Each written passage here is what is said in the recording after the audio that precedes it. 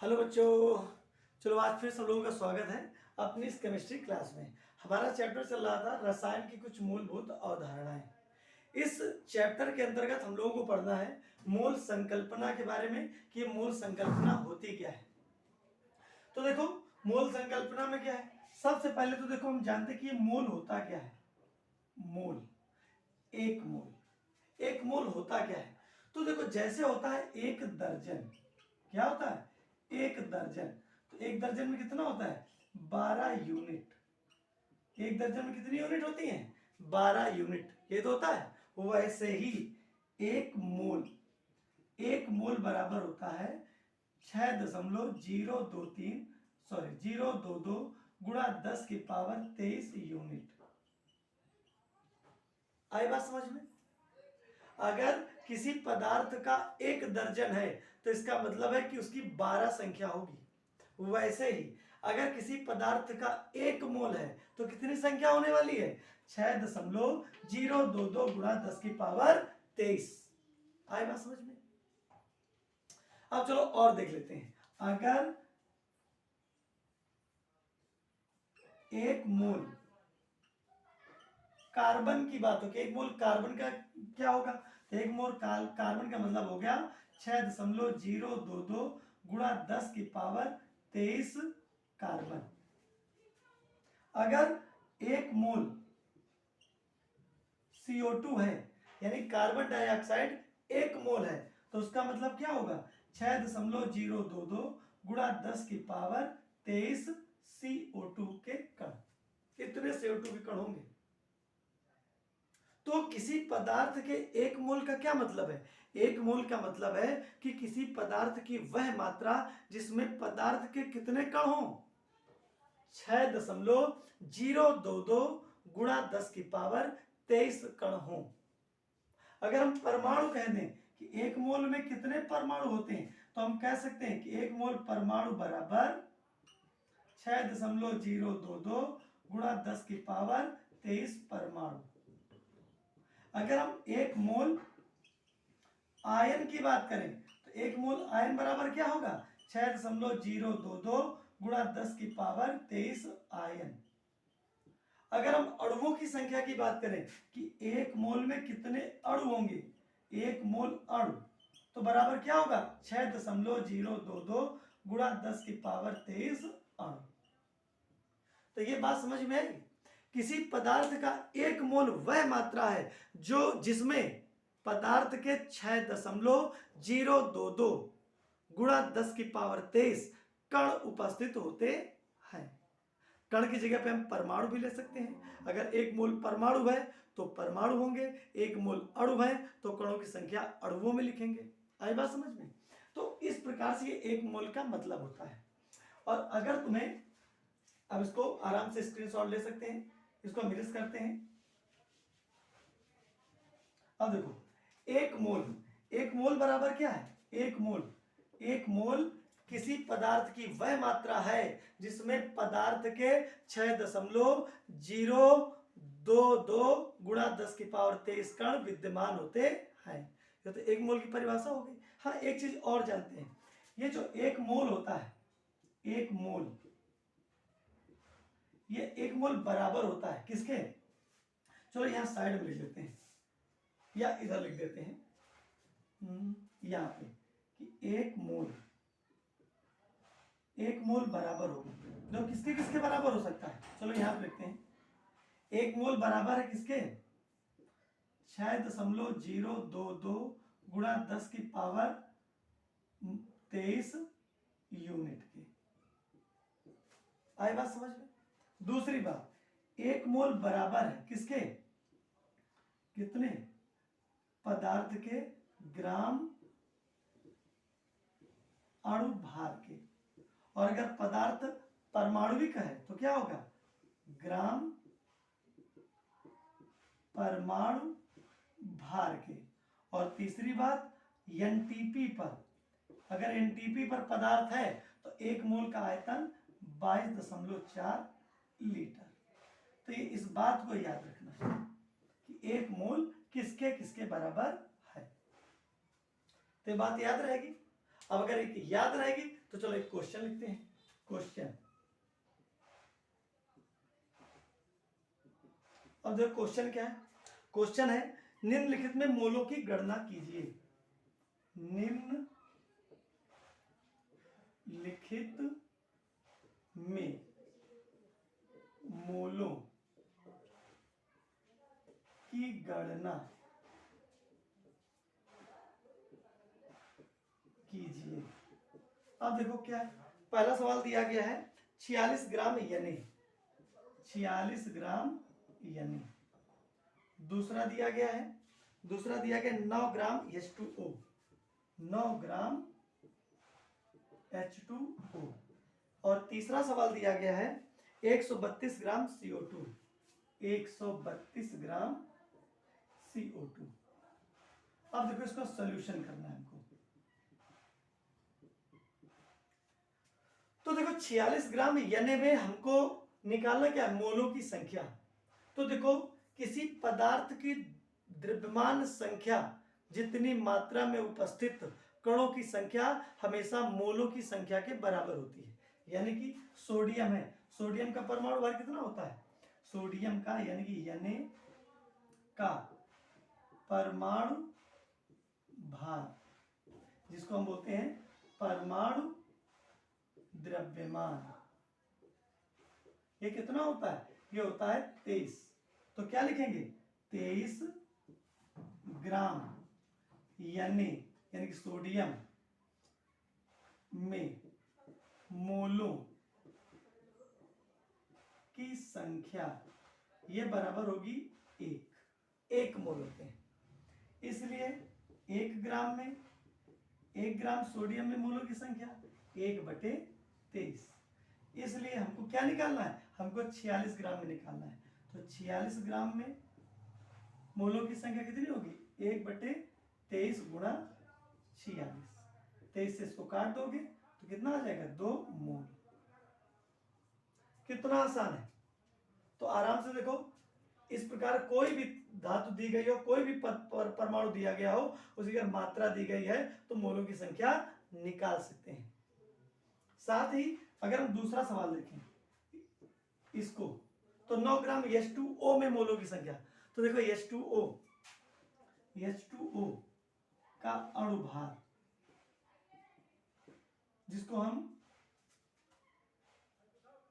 कितना लिखेंगे, 2 हाइड्रोजन का हो गया और ऑक्सीजन का हो गया 16 यानी कि 18।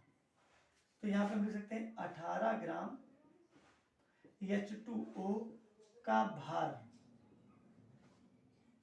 H2O में मोलों की संख्या कितनी होगी, द्रव्यमान जितनी मात्रा है ना तो 1 मोल होगी। इसलिए 1 ग्राम में 1/18 मोल। इसलिए हमको निकालना किसमें है, 9 ग्राम में। तो 9 ग्राम में कितना होगा, 9 ग्राम में होगा 1/18 गुणा 9, 9 दूनी 18 यानी कि 0.5 मोल। तो आई बात समझ में। अब चाहो तो इसका भी निकाल सकते हो।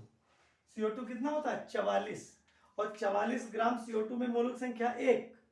तो 1 में 1/44 और 132 में 1/44 गुणा 132, हल कर लोगे आ जाएगा। तो ये खुद करना है। इसको डायरेक्ट भी कर सकते हो। तो यहां से क्या, मोलों की संख्या, ये देखो मोलों की संख्या, सीधा एक सूत्र है, मोलों की संख्या बराबर पदार्थ का भार बटे पदार्थ का अणुभार। अणुभार कह दो चाहे मोलर द्रव्यमान, या मोलर द्रव्यमान भी कह सकते हो। तो ये सूत्र चाहे डायरेक्ट ये सूत्र लगा दो, और चाहे जैसे बताया गया वैसे हल कर लो, तो आ जाएगा ना। तो चलो अब दूसरा सवाल देखते हैं।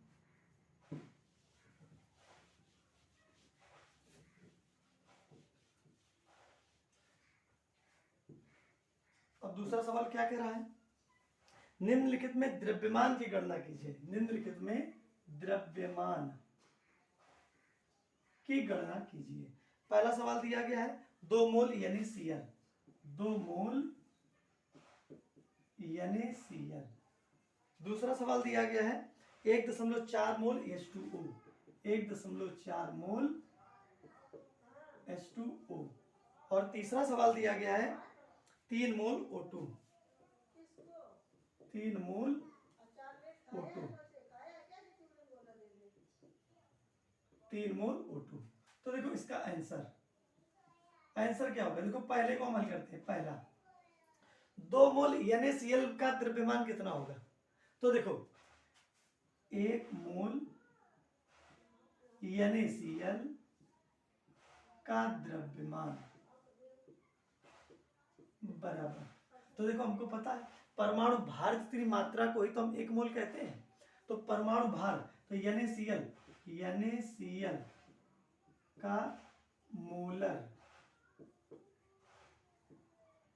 द्रव्यमान, NaCl का मोलर द्रव्यमान कितना होगा, Na का होता है 23 और इसका होता है 35.5, तो कितना हो जाएगा, तो ये आ जाएगा 0.5, 5 3 8 और ये हो जाए 3 2 5, यानी कि 58.5 इतना होगा, इतने ग्राम।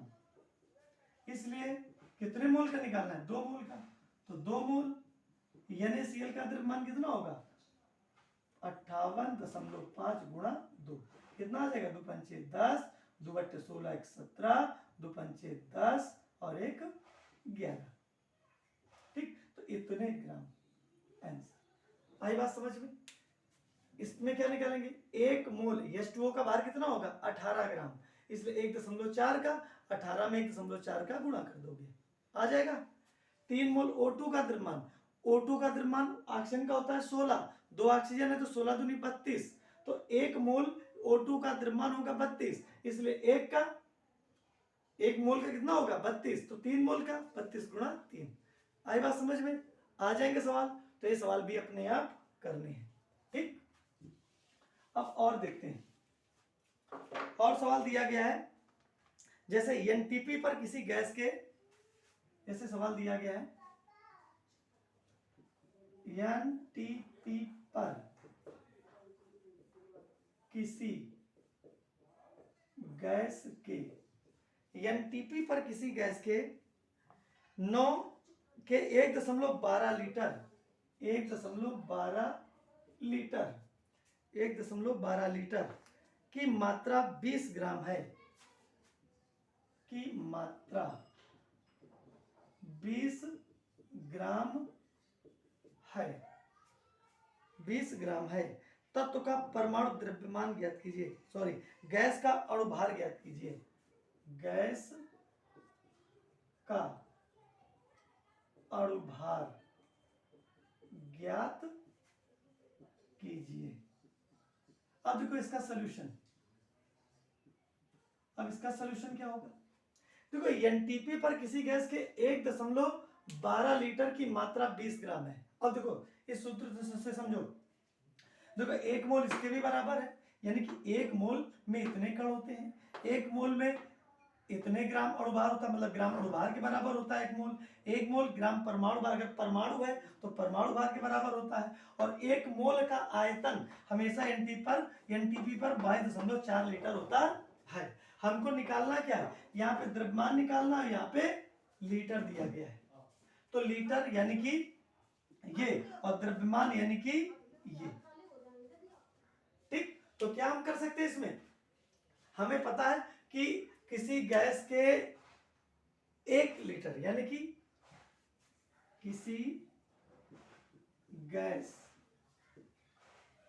के, देखो 22 गैस के NTP पर 22.4 लीटर में मोलों की संख्या कितनी होती है, 1 ही मोल तो होता है, इसलिए 1 लीटर में कितना होने वाला, 1/22.4 मोल, यही तो होगा। इसलिए 1.12 में 12 लीटर में कितने मोल होंगे, ये हो गए 1/22.4 गुणा 1.12। अब यहाँ पे इसको काट भी सकते हैं, यहाँ पे 1 दशमलव हटा दो, 1 हटा दो, फिर 1 हटा दो और यहाँ पे 1 0 बढ़ा दो। कितना जाएगा, इससे इसको काटोगे तो कितनी बार जाएगा, ये जाएगा तो 20 बार, यानी क्या आ जाएगा कितना, 1/20 मोल इतना आएगा। अब देखो हमको पता है कि 1 मोल का द्रव्यमान बराबर कितना होता है, 1 मोल क्या निकाला है, अणुभार, 1 मोल का द्रव्यमान। तो यहाँ पे देखो क्या है, यहाँ पे देखो 1 मोल का द्रव्यमान, तो इसको ऐसे करते हैं, देखो ये मोलों की संख्या आ गई। अब हम क्या लिख सकते हैं, अभी देख सूत्र लिखा था ना, मोलों की संख्या बराबर, मोलों की संख्या बराबर पदार्थ का भार बटे पदार्थ का अणुभार। ये सूत्र अभी लिखा था। अब इसमें से हम अणुभार निकाल सकते हैं, क्यों, क्योंकि भार देखो हमको दिया गया है कितना, ये देखो 20 ग्राम। फिर इसके बाद में मोलों की संख्या ये हम लोगों ने निकाली है, तो अणुभार निकाल सकते हैं ना। तो यहाँ पे लिख सकते हैं पदार्थ का अणुभार बराबर, पदार्थ का भार कितना दिया गया है, 20 बटे पदार्थ का भार 20। चलो इसको पहले पक्षांतर में लिख लेते हैं, पदार्थ का भार बराबर, इसका अणुभार बराबर पदार्थ का भार बटे क्या आ जाएगा, मोलों की संख्या। तो पदार्थ का भार कितना है, 20 बटे मोलों की संख्या 1/20। ये ऊपर चला जाएगा तो कितना आ जाएगा, 20 गुणा 20 यानी कि 400 ग्राम, 400 अणुभार। तो पदार्थ का अणुभार कितना आ गया, 400। तो इस प्रकार से सवाल हल करेंगे और यह सूत्र याद रखेंगे, ठीक है। तो अब हमारी समझ में तो यह आया है कि सब लोगों को यह समझ में आ गया होगा। अगर समझ में ना आया हो तो कमेंट बॉक्स पे क्या करोगे, आराम से लिखकर सूचित करोगे कि ये बात समझ में नहीं आई, इसको दोबारा फिर से समझाया जाए। तो फिर मिलते हैं नए टॉपिक के साथ अगली क्लास में, तब तक के लिए बाय बाय।